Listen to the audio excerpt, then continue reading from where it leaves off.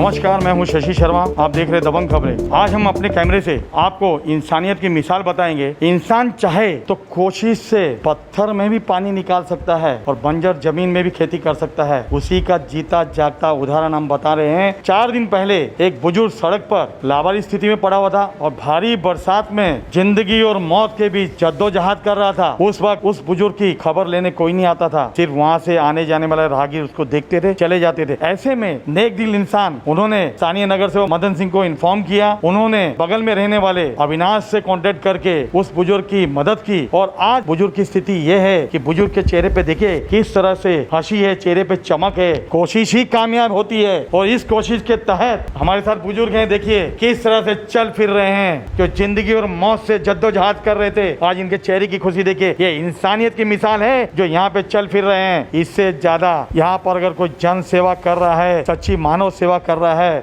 वो हैं यहाँ के रुपेश पाटिल जी, हीमा काले जी और उनकी पूरी टीम, जो यहाँ पर दीनदयाल अंत्योदय योजना एनुअल स्कीम के तहत 68 लोगों की सेवा कर रहे हैं। ये बेघर रात निवारण केंद्र है और यही इसी जगह पर कुछ दिन पूर्व मनपा आयुक्त ने रहने वाले लोगों के लिए वैक्सीनेशन का उद्घाटन किया था और हमने बड़ी प्रमुखता से खबर चलाई थी। और हमने ये हमारे पीछे बुजुर्ग बैठे हैं, इनकी भी प्रमुखता से खबर चलाई थी और अपने कैमरे में दिखाया था कि शासन प्रशासन के पदों पर उच्च अधिकारी जो बैठे हैं वो किस तरह उदासीन है, बेरहम है और बेगैरत है। ये बताया था। उनके कानों में जूं तक रही नहीं जब स्थानीय नगर सेवक मदन सिंह ने उनसे मदद की गुहार लगाई, पर किसी ने फोन उठाने की जरूरत नहीं समझी। और उस वक्त अगर कोई काम आया तो रुपेश पाटिल जी की पूरी टीम इस बुजुर्ग को उन्होंने यहाँ पे सहारा दिया।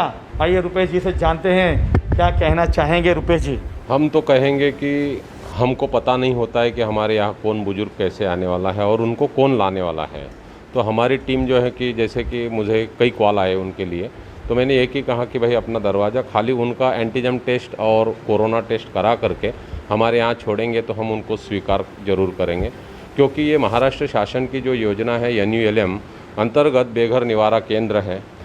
यहाँ जो भी बुजुर्ग जिसको घर नहीं है, जिसको छत नहीं है, वो आराम से यहाँ आकर के अपना शॉर्ट टाइम निवारा यहाँ कर सकता है हमारे साथ में। और उनको 2 टाइम के खाने की सुविधा, 2 टाइम चाय नाश्ता, ये हमारी तरफ से हमारी संस्था और जो कि गवर्नमेंट के नियम के अनुसार जो भी यहाँ का प्रशासकीय शासकीय जो खर्चा है वो हमको यहाँ मिलता है। शासन से हमको कोई तकलीफ़ नहीं है, क्योंकि समय समय की जो बात है यहाँ हमको जो भी तकलीफ़ होती है तो हम यहाँ की ये स्कीम में जो मेन अधिकारी है रूपाली कदम और दीपाली पवार मैडम हैं, आयुक्त जी हैं, पानपट्टे साहब हैं, तो इनके संपर्क में हम जाते हैं और वो सुविधा हमको यहाँ पूरी करके देते हैं। क्यों आपका एक वीडियो हमारे पास आया था, आपने भेजा था और आप बुजुर्ग आपके पास आए हैं, इनके साथ हंसती हुई दिख रही थी, बात करते हुए दिख रही। हंसते हुए इसलिए देख रहे थे क्योंकि उन्होंने अपना नाम पहली बार तो बताया, क्योंकि हमारे पास लाए तो उन्होंने अपना नाम नहीं, बेनाम करके लाए थे। लेकिन इनको नाम पूछा तो उन्होंने छगन बोला और अपनी उम्र 14 बोली। तो थोड़ा हम लोग को जो आरोग्य अधिकारी आए थे डॉक्टर काकड़े, और हमें थोड़ा सा हंसी आई कि उन्होंने अपनी उम्र 14 बताई। और फिर उनकी जो रिकवरी थी वो भी हंसी मजाक से हम लोग उसको क्वेश्चन कर रहे थे, उनका अच्छे से आंसर दे रहा था। मतलब वो कहाँ रहते, कहाँ से आए, वो सब बता रहे थे। उनके अंदर आत्मविश्वास बढ़ा हुआ दिखा कि वहाँ वो खुश है हमारे पास। सर क्या कहेंगे, आप तो तीनों ही टीचर है, प्राचार्य हैं, टीचर है, स्कूलों में, गवर्नमेंट स्कूल में काम करते हैं। बच्चों को एक पढ़ाना और यहाँ पे जन सेवा करना, ये भी एक तरीके से बच्चे जैसा ही व्यवहार करते हैं। तो क्या कहेंगे दोनों में, दोनों के व्यवहारों में? एजुकेशन ये देने की चीज़ है और सेवा ये करने की चीज़ है। ये दोनों में हमें एक ही सामने नज़र आता है कि ये दोनों ही देने की चीज़ है। अगर बच्चों का मनोबल बढ़ जाए तो वो आसमान छू सकते हैं और बुज़ुर्गों का मनोबल बढ़ जाए तो वो कुछ भी कर सकते हैं, जीने की नई एक मिसाल कायम कर सकते हैं। यही हमारा एक ब्रीद है कि मानव सेवा ही ईश्वर सेवा है।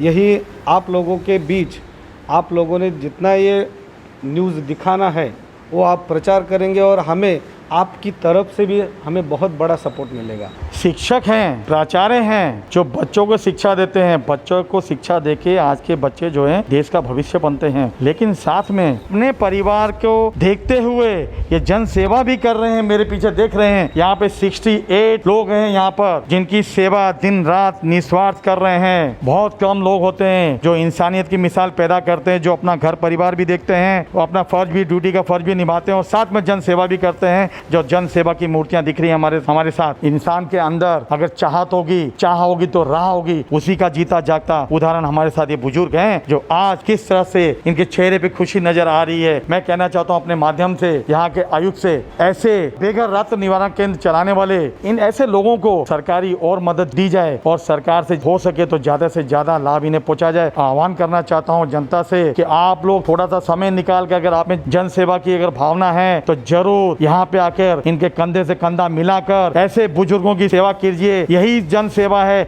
इनको देख करके मुझे बहुत खुशी हो रही है और मनपा की भूमिका तो उस दिन मैंने बता दिया, मनपा की भूमिका बात करने लायक है ही नहीं कि फिर से मैं मनपा की भूमिका पर बात करूं। लेकिन सबसे पहले मैं आप लोगों को, राजा भाई, आप, केतन बारिया, शशि जी, आपकी टीम को मैं धन्यवाद देता हूं कि जैसे लोकतंत्र की जब कल्पना किसी ने किया होगा तो लोकतंत्र की कल्पना में चौथे स्तंभ की कल्पना की गई, पत्रकारिता की, तो उस स्तंभ को मैं सलाम करता हूं और धन्यवाद देता हूं।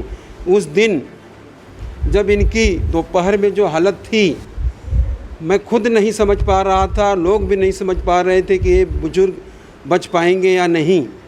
और उस समय जब मैं कुछ नहीं कर पाया या नगर पालिका से मुझे कोई शासन प्रशासन से कोई सहायता नहीं मिली, तब आप लोगों ने जो भगवान के दूत बनकर आए, देवदूत बन कर के आए और इनको यहाँ का रास्ता दिखाए।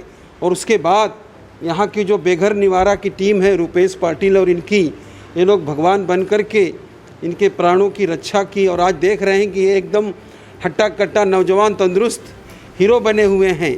तो मुझे बहुत खुशी है अपने काम की, और उससे भी ज़्यादा खुशी है कि उस समय जो सबका सामूहिक प्रयास ऐसे लोगों की जीवन रक्षा करने में और आगे जीवन देने में काम आया, उसके लिए मैं आप लोगों को धन्यवाद देता हूँ।